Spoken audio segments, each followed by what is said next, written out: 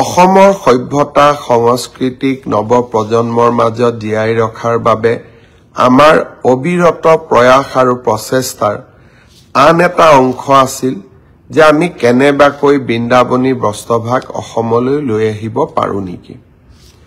অহাকালি লণ্ডনৰ মিউজিয়ামৰ লগত আমাৰ আলোচনা আছে।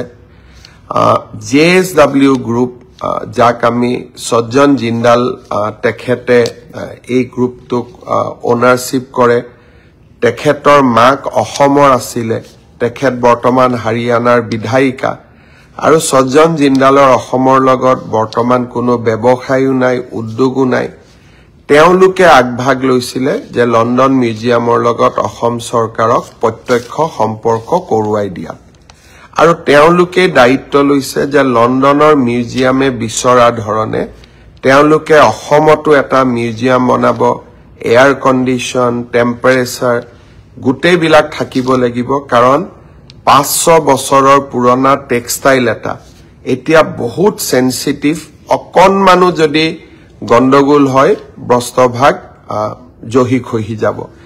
এই গোটেই কথাবোৰ পৰীক্ষা কৰি বহুত চিন্তা কৰাৰ পিছত মোক লণ্ডনৰ মিউজিয়াম কৰ্তৃপক্ষই অহাকালি মাতি পঠিয়াইছে।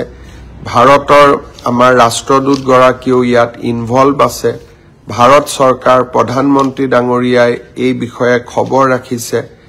যদি মহাপুৰুষগৰাকী আশীৰ্বাদ দিয়ে, গুৰুজনে আশীৰ্বাদ দিয়ে, অহাকালি হয়তো আমি এখন লণ্ডন মিউজিয়ামৰ লগত বুজাবুজিৰ চুক্তি স্বাক্ষৰ কৰিম যে 2027 চনত আমি বৃন্দাবনী বস্ত্ৰভাগ অসমলৈ আনিম।